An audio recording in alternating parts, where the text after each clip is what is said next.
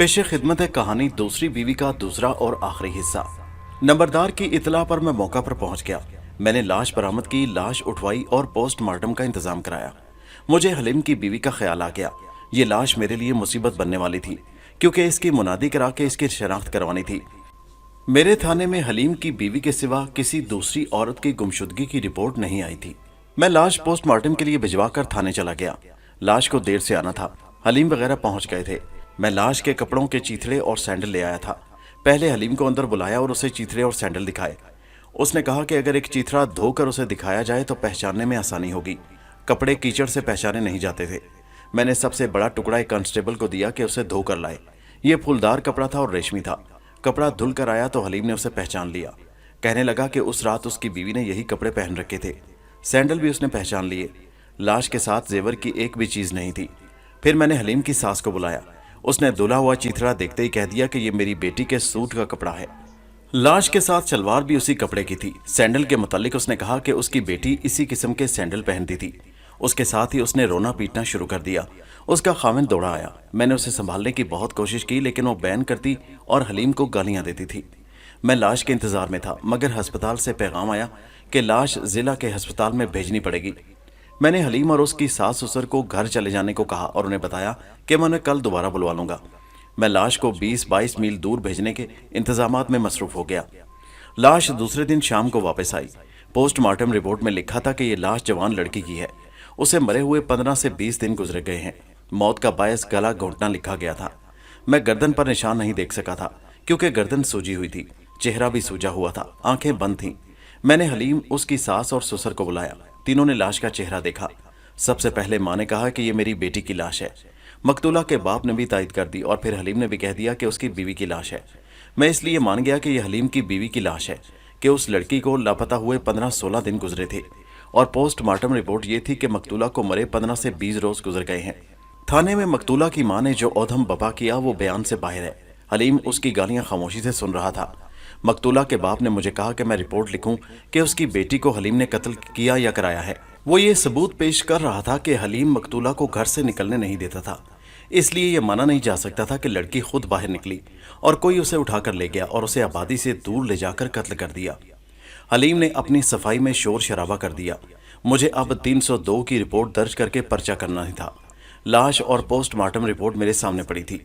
मैंने कागजी कार्रवाई मुकम्मल करके हलीम को मुश्तबा बिठा लिया। उसने मुझे 2 रोज पहले जो बयान दिया था उसमें ऐसी वजूहात पाई जाती थी जो कत्ल तक नौबत पहुंचा सकती थी। मसलन मकतूला का हलीम से ये कहना कि वो उसे पसंद नहीं करती, उसका हलीम की मर्दानगी पर तंज करना और उसके साथ बुरा सलूक करते रहना। हलीम के साथ ये धोखा भी हुआ था कि उससे मकान लिखवा लिया गया था, मगर लड़की उसके हाथ से जा रही थी। ये ऐसी वजूहात हैं जो बुज़दिल को भी दलेर बना देती हैं। लाश वारिस ले गए। मैंने हलीम को थाने में रखा। शहर में खबर फैल गई कि हलीम की बीवी कत्ल हो गई है।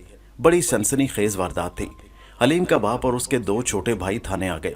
मैंने हलीम को हवालात में बंद न किया, उसे कांस्टेबलों के हवाले करके उनके कमरे में बिठाया और खुद घर चला गया। रात 12 बजे के बाद थाने गया और हलीम को अपने दफ्तर में बिठा लिया। उसकी हालत ऐसी हो गई थी कि जैसे दिक का मरीज हो। खौफ से उससे खड़ा नहीं हुआ जा रहा था। मैंने उसे कहा कि उसके बचने की बहुत गुंजाइश है, बशर्ते कि वो ये बता दे कि उसने अपनी बीवी को किस तरह कत्ल किया या कराया है। उसे अपने कब्जे में लेने के लिए यह भी कहा कि उसके खिलाफ अब कोई सबूत नहीं मिल सकता और मौका का कोई गवाह नहीं। उसने बच्चों की तरह रोना शुरू कर दिया। वो कस्में खाता। मैंने उससे पूछा कि उसकी बीवी उससे पहले कभी उसे बताए बगैर घर से निकली है, तो उसने जवाब दिया कि वो दिन के वक्त अक्सर काम से बाहर रहता था। कभी पता नहीं चला कि वो घर से कभी निकली थी या नहीं। इसी तरह रात को कभी गायब नहीं हुई थी। मैंने पूछा कि रात उसने किस वक्त उसे अपने पलंग पर देखा था। उसने बताया कि तकरीबन 2 बजे वो हाजत के लिए उठा तो उसकी बीवी गहरी नींद सोई हुई थी। मैंने उस पर कमोबेश 3 घंटे सर्फ किए, मगर कुछ हासिल ना हुआ। मैं उस वक्त इतना तजर्बाकार तो नहीं था, फिर भी मुझे यकीन होने लगा कि यह शख्स ऐसा खौफनाक जुर्म नहीं कर सकता। पुलिस के सवाल दर सवाल के सिलसिले और जिरह से कोई उस्ताद ही बच सकता है। उस आदमी में मुझे कोई चालाकी नजर न आई। उसके बावजूद मैंने उसे बरी करार न दिया। यह मुमकिन था कि उसने रात गुस्से से बेकाबू होकर बीवी का गला घोंट दिया और लाश वहां जाकर दफन कराया हो। यह भी हो सकता था कि उसने किसी दोस्त या किसी और की मदद ली हो। उसके घर की तलाशी जरूरी थी। सुबह हुई तो मैं उसके घर को चला गया। उसका बाप रात भर थाने के बाहर बैठा रहा। वो मेरे सामने आ गया और मिन्नत समाजत करने लगा। मैंने उसे साथ ले लिया। उसने बताया कि उसका बेटा बिल्कुल बुद्धू है। उसे हमने जो मना किया था कि दूसरी शादी ना करो, अगर करनी ही है तो इस घर से ना करो, क्योंकि लड़की भी मशकूक चाल चलन की है और उसकी माँ भी बहुत चालाक और अयार है। बाप ने कहा उसका बेटा इतना चालाक और होशियार होता कि कत्ल तक कर सकता तो मकान लड़की के नाम न लिख देता। मैंने उससे पूछा कि मकतूला किसी और को चाहती थी। अब से पहले वाला थानेदार इस मकान में रहता था जिसमें आप रहते हैं। उसने जवाब दिया। उसका बेटा जवान था। उसके मुतालिक पता चला था कि उस लड़की से मिलता मिलाता था। बहरहाल लड़की अच्छे चाल चलन की नहीं थी। नौजवानी में ही उसने दोस्ताने गांठने शुरू कर दिए थे। यह शख्स चूंकि हलीम का बाप था इसलिए मैं उसकी बातों पर यकीन नहीं कर सकता था। उसे तो अपने बेटे की हिमायत करना ही थी। ताहम मैंने उसकी कई एक बातें जहन में रख लीं। उससे बहुत कुछ पूछा और उसके जवाब याद कर लिए। हलीम के घर जाकर तलाशी ली, कोने खुदरे भी देखे, ट्रंक वगैरह भी खोल कर देखे। हलीम ने बीवी की गुमशुदगी के बाद उसका ट्रंक नहीं देखा था। ये मैंने देखा। हलीम साथ था। ट्रंक में बड़ी खूबसूरत टीन की संदूकची रखी थी जो तकरीबन 1 फीट लंबी और 8-9 इंच चौड़ी थी। ऐसी संदूकचियों में जेवरात रखे जाते थे। मैंने संदूकची खोली तो खाली थी। वो जेवरात भी ले गई है, हलीम ने घबराए हुए लहजे में कहा। मैंने उसके लिए बेशुमार जेवरात बनवाए थे, सब ले गई। मैंने हलीम की बात फौरन ना मान ली। ये भी तो हो सकता था कि उसने बीवी को ठिकाने लगाकर जेवरात कहीं इधर उधर कर दिए हों। लेकिन मैंने ये भी जहन में रखा था कि लड़की घर से भागी होगी और जेवरात साथ ले गई। वो जिसके साथ भागी उसे जेवरात ने बेईमान बना डाला और वो लड़की को कत्ल करके जेवरात अपने साथ ले गया। अगर जेवरात गए तो नकदी भी होगी। हलीम ने बताया कि वो अपनी बीवी को खुश रखने के लिए उसे पैसे बहुत देता था। उस मकान से कोई सुराग न मिला। लड़की को कत्ल हुए 3 हफ्ते गुजर गए। वैसा सुराग तो मिल ही नहीं सकता था जैसा मैं ढूंढ रहा था। जेवरात की गुमशुदगी मेरे लिए काबिल गौर थी। मुझे हलीम की सास का ख्याल आ गया। उसके मुतालिक जो रिपोर्टें मिली थी उनके पेश नज़र मैंने उसके घर की तलाशी भी ज़रूरी समझी। हलीम को साथ रखा। उसके ससुर ने अपने घर की तलाशी के खिलाफ बहुत एहतजाज किया। मेरी मेहनत समाजत की मगर मैं न टला। मकतूला का जनाजा थोड़ी देर पहले हो चुका था। मैं अंदर चला गया। मकतूला के बाप ने एक बार फिर मेरे आगे हाथ जोड़े कि मैं तलाशी ना लूं। ये उनकी बेइज्जती का बायस था। मैं रुक जाता हूं, मैंने उससे कहा। अपनी बेटी के जेवरात और रकम मेरे हवाले कर दो। उसने कसमें खाकर कहा कि बेटी के जेवरात की एक भी चीज उनके पास नहीं।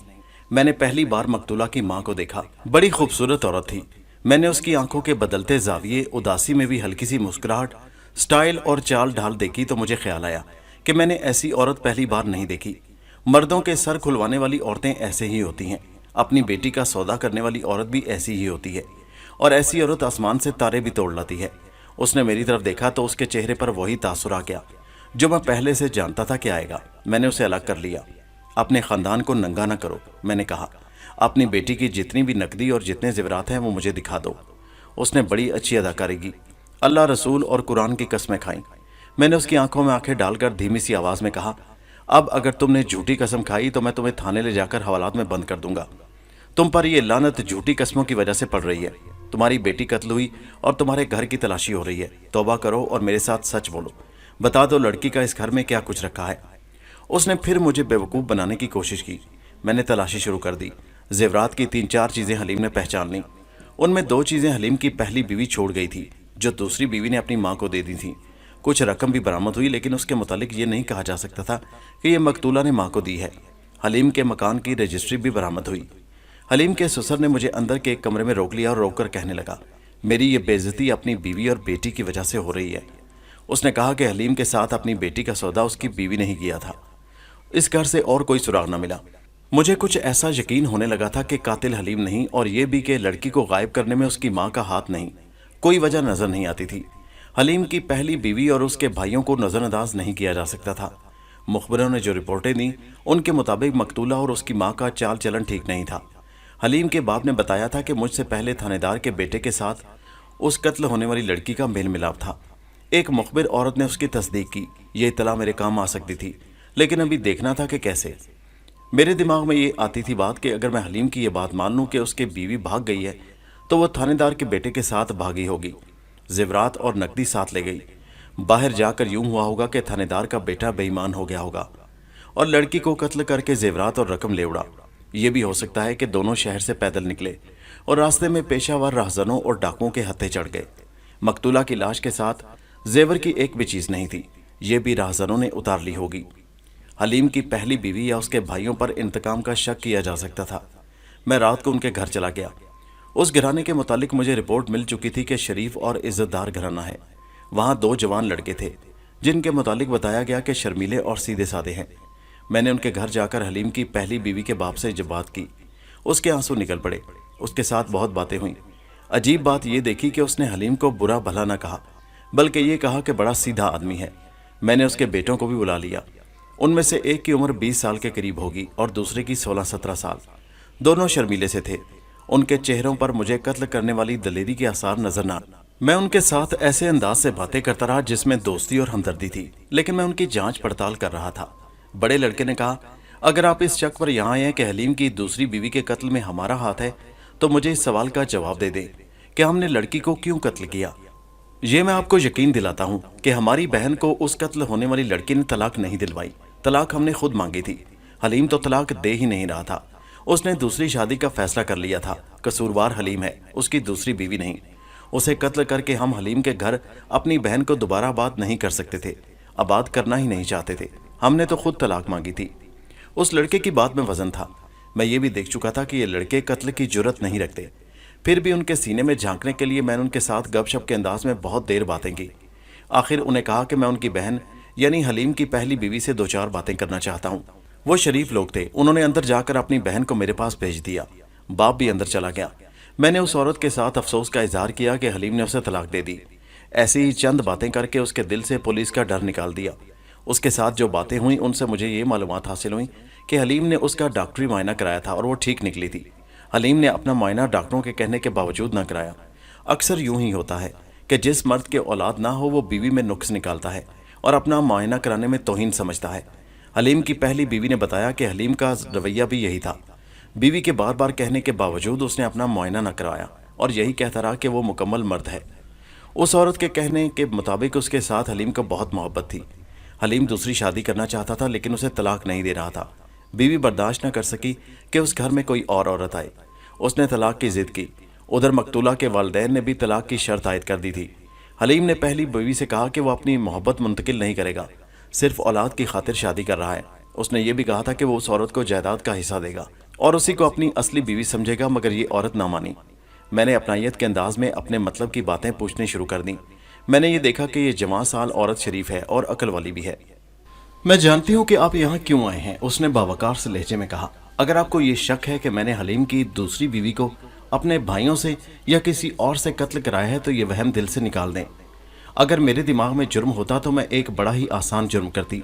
मेरे खामिद को औलाद की ज़रूरत थी और वो औलाद पैदा करने के काबिल नहीं था। मैं बड़ी आसानी से उसे औलाद दे सकती थी।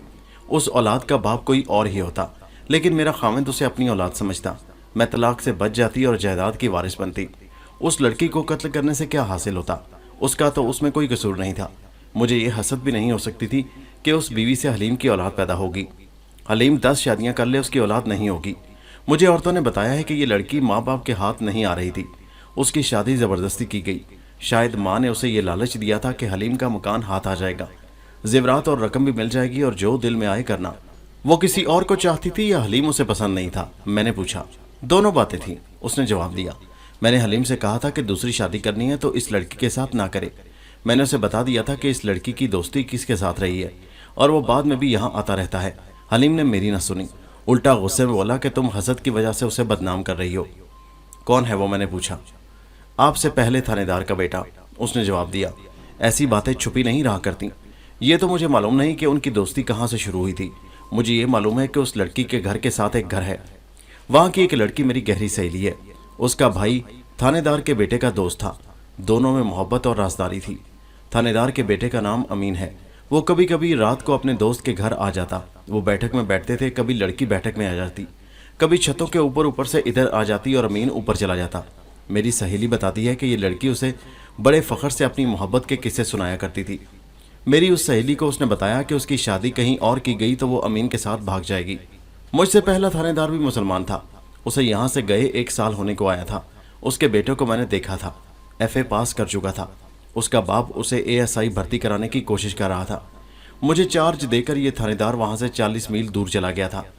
अमीन को यहाँ से गए 1 साल होने को आया है। मैंने हलीम की पहली बीवी से कहा। वो यहाँ 3-4 बार आ चुका है, उसने बताया। मुझे उसी सहेली ने बताया था। उस औरत ने मुझे बड़ी कीमती बात बता दी थी। میں اسے تسلی دلاسا دے کر اور اس کے باپ اور بھائیوں سے سلام دعا کر کے رخصت ہوا۔ میں نے حلیم کی پہلی بیوی سے اس کی سہیلی کے بھائی کا نام پوچھ لیا۔ میں نے دوسرے دن اسے تھانے بلایا۔ 18-19 سال کا یہ نوجوان بہت ڈرا ہوا تھا۔ میں نے اس سے کہا کہ میں اس سے جو کچھ پوچھوں وہ بالکل سچ بتا دے اور کسی تھانے دار سے یا اس کے بیٹے سے نہ ڈرے۔ اس نے وہی بات تفصیل سے سنا دی جو حلیم کی پہلی بیوی نے اختصار سے سنائی تھی۔ اس نے یہ بھی بتایا کہ امین اپنے باپ کے چلے جانے کے بعد بھی یہاں آتا رہا ہے اور لڑکی اسے حلیم کے گھر سے آ کر ملتی رہی ہے۔ وہ آخری بار کب آیا تھا؟ میں نے پوچھا۔ 20-22 روز گزرے آیا تھا، اس نے جواب دیا۔ حلیم کی دوسری بیوی کو ساتھ لے گیا تھا؟ میں نے پوچھا۔ نوجوان نے یوں چونک کر میرے منہ پر نظریں جما دی جیسے میں نے اس کے دل میں خنجر اتار دیا ہو۔ میں چپ چاپ اس کو دیکھتا رہا۔ اس کا سر ذرا سا ہلا اور اس کے چہرے کا رنگ بدلنے لگا۔ اس کے ہونٹ ہلے۔ اللہ کی قسم اس میں میرا کوئی قصور نہیں، اس نے بڑی مشکل سے کہا۔ وہ تھانے دار کا بیٹا ہے، بے شک میرا دوست ہے، لیکن وہ بہت دلیر اور بدماش بھی ہے، میں اس سے ڈرتا ہوں۔ میں نے اسے حوصلہ دیا اور کہا کہ میں اسے ملزم نہیں سمجھ رہا۔ بہرحال اس نے بتایا کہ امین آیا اور اس کے گھر ٹھہرا تھا۔ اس نے ایک عورت کی زبانی حلیم کی دوسری بیوی کو پیغام بھیج دیا تھا۔ اس نے اپنے اس دوست کو بتایا تھا کہ وہ لڑکی کو ہمیشہ کے لیے اپنے ساتھ لیے جا رہا ہے۔ رات کے آخری پہر وہ چلا گیا تھا۔ اس کا یہ دوست اپنے گھر سے نہیں نکلا۔ اس سے چند روز بعد اسے امین کا خط ملا۔ اس میں اس نے ڈھکے چھپے الفاظ میں لکھا تھا کہ اس کا کام ہو گیا ہے اور تم دوستی کی قدر کرنا۔ اس کا مطلب یہ تھا کہ راز کو راز رکھنا۔ میں نے اسے خط مانگا تو اس نے بتایا کہ وہ خط پھاڑ کر ضائع کر چکا ہے۔ البتہ اس نوجوان نے مجھے نہایت قیمتی بات بتائی۔ امین اس قدر آوارہ اور گمراہ ہو گیا تھا کہ کئی مہینوں سے اپنے باپ سے الگ ہو چکا تھا۔ باپ اسے ASI بنانا چاہتا تھا، لیکن لڑکا کسی اور طرف چل نکلا۔ اس نے اب میرے تھانے سے کم و بیش 90 میل دور ایک شہر میں چھوٹا سا ایک ہوٹل کھول رکھا تھا۔ میں نے اس عورت کو پکڑا جس کے متعلق اس لڑکے نے بتایا تھا کہ اس کے ذریعے لڑکی کو پیغام بھیجا گیا تھا۔ یہ ایک غریب عورت تھی۔ اس نے صاف بتا دیا کہ امین کے پیغام وہی لڑکی تک لے جاتی تھی۔ آخری پیغام یہ تھا کہ رات کے آخری پہر فلاں جگہ تیار ہو کر آ جانا۔ یہ عورت پیغام دے آئی تھی۔ میں نے اس عورت سے اپنے مطلب کی تمام باتیں پوچھ لیں۔ مجھے بڑے کارآمد گواہ ملتے جا رہے تھے۔ مجھے یقین ہو گیا کہ میں نے قاتل پکڑ لیا ہے۔ امین اس جرم کے لیے نہایت موزوں آدمی تھا۔ دیہات میں جاگیرداروں اور اونچی ذات کے زمینداروں کے بیٹے اور شہر اور دیہات میں تھانے داروں کے بیٹے اپنے آپ کو فرعون سمجھتے ہیں۔ وہ اس وہم میں مبتلا ہوتے ہیں کہ وہ قانون کی گرفت سے بالا ہیں۔ ہمارے ملک میں ہوتا یوں ہے کہ اس نسل کو قانون سے آزادی حاصل ہوتی ہے۔ امین اسی نسل سے تھا۔ اس کے دوست نے بتایا کہ امین باپ سے الگ ہو گیا ہے اور کہیں اور کاروبار کر رہا ہے، تو مجھے یقین ہو گیا کہ اس نے لڑکی سے کہا کہ وہ سارے زیورات اور زیادہ سے زیادہ رقم ساتھ لے آئے۔ لڑکی زیورات اور رقم لے گئی۔ امین کو کاروبار کے لیے یا عیش و عشرت کے لیے یا جوئے میں لگانے کے لیے انہی چیزوں کی ضرورت تھی۔ اس نے لڑکی کا گلا گھونٹا اور اس کی لاش دفن کر کے زیورات اور نقدی لے گیا۔ صرف ایک سوال مجھے پریشان کر رہا تھا۔ اس نے لاش کو زمین میں دبانے کے لیے گڑھا کس طرح کھودا تھا؟ کدال کے بغیر اتنی کھدائی ممکن نہیں تھی۔ کیا اس کے ساتھ کوئی اور آدمی تھا؟ میں نے اس جگہ خود ہی جانا بہتر سمجھا جہاں کے متعلق امین کے دوست نے بتایا تھا کہ وہ وہاں ہے۔ میں ہیڈ کانسٹیبل اور ایک کانسٹیبل کو ساتھ لے کر رات کی گاڑی سے روانہ ہو گیا۔ وہاں پہنچ کر میں تھانے میں چلا گیا۔ وہاں ایک ہندو تھانے دار تھا جس کے ساتھ میری اچھی جان پہچان تھی۔ وہ امین کے باپ کو بھی جانتا تھا۔ میں نے اس تھانے دار کا نام لے کر کہا کہ اس کا بیٹا جس کا نام امین ہے وہ یہاں کہیں کاروبار کرتا ہے، میں اسے پکڑنے آیا ہوں۔ اس ہندو تھانے دار نے اپنے ماتھے پر ہاتھ مار کر کہا، میں تمہیں بتاتا ہوں وہ کہاں ہے۔ اسے پکڑ کر لے جاؤ، لیکن یہ خیال رکھنا کہ وہ بری نہ ہو۔ اس نے یہاں ہوٹل کھول رکھا ہے۔ اس ہوٹل کے اندر کمرے میں جوا چلتا ہے اور چور اچکے اور غنڈے وہاں جمع رہتے ہیں۔ وہ میرے پاس آتا رہتا ہے اور اپنے باپ کا نام لے کر مجھے دوست بنائے رکھتا ہے۔ میں نے ہنس کر کہا، صاف کہو کہ ہوٹل کا چائے پانی تم تک پہنچاتا رہتا ہے۔ چائے پانی نہ پہنچے تو اس کا اڈا ایک دن نہ چلنے دوں، اس نے کہا اور پوچھا، اس نے کیا کیا ہے؟ میں نے بتایا کہ ایک لڑکی کے ساتھ محبت کی، پھر اسے گھر سے جمع زیورات اور رقم نکالی اور اسے قتل کر کے مال متا لے آیا۔ شہادت؟ بڑی پکی، میں نے جواب دیا۔ لاش بگڑ گئی تھی لیکن وارثوں نے شناخت کر لی ہے اور شہادت کی ایسی کڑیاں ملی ہیں کہ اس کے اقبالی بیان کی ضرورت ہی نہیں۔ ہندو تھانے دار نے ایک بغیر وردی کانسٹیبل کو امین کے ہوٹل میں یہ دیکھنے کے لیے بھیجا کہ وہ وہاں ہے یا نہیں۔ کانسٹیبل نے آ کر بتایا کہ وہ وہیں ہے۔ تھانے دار میرے ساتھ ہوٹ لیا۔ ہم ہوٹل میں گئے۔ امین ہمیں دیکھ کر دوڑایا۔ اس نے مجھے پہچان لیا۔ میں نے 1 سال پہلے اس کے باپ سے چارج لیا تھا۔ اس نے مجھ سے پوچھا کہ میں کیسے آیا ہوں۔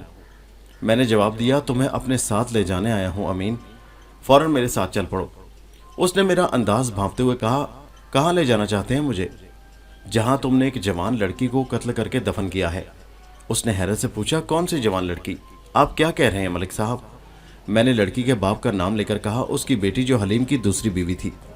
آپ کو کس نے بتایا کہ میں نے اسے قتل کر دیا ہے؟ اس نے کہا۔ وہ اپنی مرضی سے میرے ساتھ آئی ہے، بالغ لڑکی ہے۔ میں نے کہا، اور تم نے اپنی مرضی سے اسے قتل بھی کر دیا؟ تم بھی تو بالغ ہو۔ اس نے کہا، اب میرے گھر چلیں، میں آپ کو حلیم کی دوسری بیوی دکھا دیتا ہوں۔ میں حیران ہونے لگا کہ یہ کیا کہہ رہا ہے۔ میں وہاں کے تھانے دار کے ساتھ اس کے ساتھ چل پڑا۔ وہ کرائے کے مکان میں رہتا تھا۔ وہاں گئے تو وہ دوسرے کمرے میں جا کر ایک لڑکی کو ساتھ لے آیا۔ وہ بڑی خوبصورت تھی۔ میں نے اس سے نام پوچھا تو اس نے اپنا نام وہی بتایا جو حلیم کی دوسری بیوی کا تھا۔ اس نے اپنے باپ کا نام بھی بتایا۔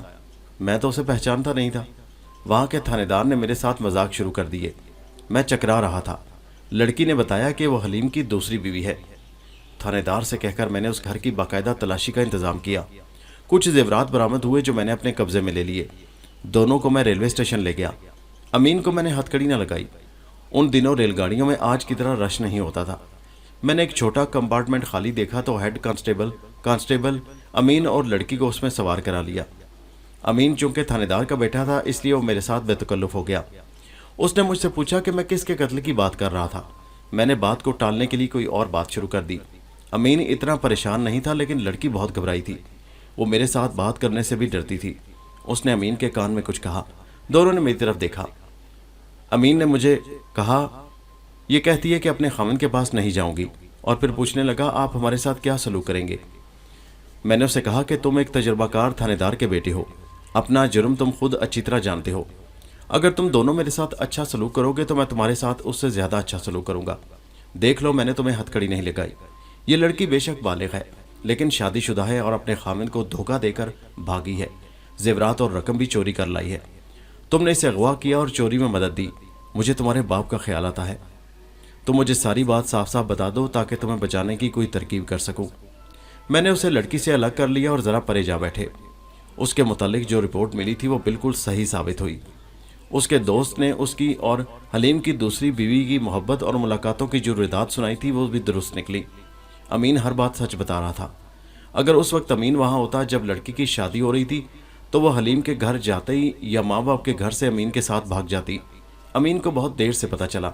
وہ یہاں آیا، لڑکی سے ملا اور لڑکی کا فرار طے ہوا۔ پھر وہ لڑکی کو لینے آیا، دوست کے گھر ٹھہرا۔ عورت کی معرفت انہوں نے ملنے کی جگہ طے کی۔ لڑکی نے زیورات اور رقم کی پوٹلی دن کو ہی باندھ کر ٹرنک سے باہر کہیں نکلی تھی۔ حلیم آدھی رات کے بعد پیشاب کے لیے جاگا۔ اس وقت لڑکی جاگ رہی تھی۔ حلیم اسے سوتی ہوئی سمجھتا رہا۔ وہ واپس آ کر سو گیا تو لڑکی اٹھی، پوٹلی اٹھائی اور نکل گئی۔ امین بھی فوراً ہی آ گیا۔ دونوں ریلوے اسٹیشن کے قریب اندھیرے میں چھپے رہے۔ گاڑی آئی تو وہ پلیٹ فارم کی طرف سے سوار ہونے کے بجائے دوسری طرف سے سوار ہوئے۔ انہوں نے ٹکٹ نہیں لیے۔ وہ اس شہر میں اترے اور کسی طرف سے اسٹیشن سے نکل گئے۔ امین کو یہ معمولی سا ہوٹل کھولے 3-4 مہینے ہو گئے تھے۔ اس نے لڑکی کو نکاح کے بغیر داشتہ کے طور پر رکھا ہوا تھا۔ لڑکی سے میں نے الگ بات کی۔ امین نے اسے کہا کہ چھپانے کی ضرورت نہیں، ملک صاحب اپنے آدمی ہیں، ساری بات بتا دو۔ اس نے وہی بیان دیا جو امین دے چکا تھا۔ میں نے اس سے پوچھا کہ اس کی ماں کو اس کے فرار کا علم تھا تو اس نے بتایا کہ ماں کو تو یہ علم بھی نہیں تھا کہ وہ امین کو چاہتی ہے اور اسے ملتی ملاتی ہے۔ ماں کے متعلق اس نے یہ بتایا کہ وہ اسے کہتی رہتی تھی کہ حلیم سے زیادہ پیسے لے کر گھر لاتی رہے۔ اس طرح اس نے حلیم سے خاصی رقم بٹوری اور اپنی ماں کو دی۔ میں نے ان کے بیان سنے اور پریشان ہوتا رہا کہ وہ لاش کس کی تھی جسے اس لڑکی کے ماں باپ اور حلیم نے کہہ دیا تھا کہ اسی کی ہے۔ میں نے لڑکی کے سینڈل دیکھے، وہ اسی قسم کے تھے جیسے لاش کے پاؤں میں تھے۔ اس کے کپڑے کچھ اور قسم کے تھے۔ ہم اپنے تھانے میں پہنچے تو میں نے لاش کے ساتھ برآمد ہونے والا ایک چیتھڑا لڑکی کو دکھا کر پوچھا کہ اس کے پاس اس قسم کا سوٹ ہے۔ اس نے بتایا کہ اس کا ایک سوٹ بالکل اسی کپڑے اور اسی رنگ کے پھولوں کا ہے۔ حلیم، لڑکی کی ماں اور اس کے باپ کو تھانے بلایا۔ تینوں لڑکی کو دیکھ کر اس طرح حیران ہوئے جیسے ڈر رہے ہوں۔ ماں اپنی بیٹی سے لپٹ گئی۔ ان کے پوچھنے کے باوجود میں نے انہیں نہ بتایا کہ لڑکی مجھے کہاں سے ملی ہے۔ میرے ذہن پر وہ لاش سوار ہو گئی جو برآمد ہوئی تھی، اور اسے ان لوگوں نے اپنی بیٹی سمجھ کر پورے احترام اور تمام تر رسموں کے ساتھ دفن کیا تھا۔ اس موقع پر مجھے اپنی حماقت کا احساس ہوا۔ میں ان احمقوں کی باتوں میں اور فرض کے ساتھ اپنی دیانتداری میں الجھ گیا۔ میں نے لاش کی شناخت بھی غلط کرائی تھی۔ لاش کا چہرہ اتنا سوجا ہوا تھا کہ آنکھیں بند اور دبی ہوئی تھیں۔ اسی شام امین کا باپ آ گیا۔ وہ 40 میل دور کے ایک تھانے کا انچارج تھا۔ اسے ہندو تھانے دار نے بذریعہ فون اطلاع دی تھی کہ اس کا بیٹا پکڑا گیا ہے۔ وہ اپنے بیٹے کو چھڑانے آیا تھا۔ اس نے بیٹے کو بہت گالیاں دیں۔ फिर मुझसे पूछा कि ये किस्सा क्या है। मैंने उसे बता दिया। उसके बाद जो कुछ हुआ और हमने क्या किया वो सुनाने की ज़रूरत नहीं। लड़की ना हलीम के साथ जाने पर रजामंद थी, ना अपने बाप के साथ। अमीन के बाप ने हलीम से कहा कि उसने अपनी बीवी के करतूत देख लिए हैं, अब वो उसे बीवी बनाकर नहीं रखेगा, लिहाजा उसे तलाक दे दे। हलीम ने कहा कि मुझे मेरा मकान वापस दिला दो, जेवरात भी दिला दो और तलाक ले लो। ये मुज़ाकरात अमीन का बाप कर रहा था। उसने लड़की के माँ बाप को राज़ी कर लिया कि वो मकान की रजिस्ट्री दे दें। उन्होंने कागजात दे दिए। दूसरे दिन तहसील के दफ्तर में जाकर लड़की ने मकान हलीम के नाम करा दिया और हलीम ने एक ये शर्त भी मनवाकर तलाक दे दी कि वो हक महर और माहवार खर्च नहीं देगा। लड़की ने तहरीर दे दी कि वो हक महर और खर्च माफ़ करती है। लड़की अमीन के साथ चली गई, लेकिन जो लाश बरामद हुई थी उसके मुतालिक आज तक पता न चला कि वो किसकी थी। तहसील के तमाम थानों से पता कराया, किसी भी थाने में किसी औरत की गुमशुदगी की रिपोर्ट नहीं आई थी। मेरा ख्याल था कि पेशावर मुजरिम उसे कहीं दूर से अगवा करके लाए थे और किसी वजह से उसे कत्ल करके दफन कर गए थे।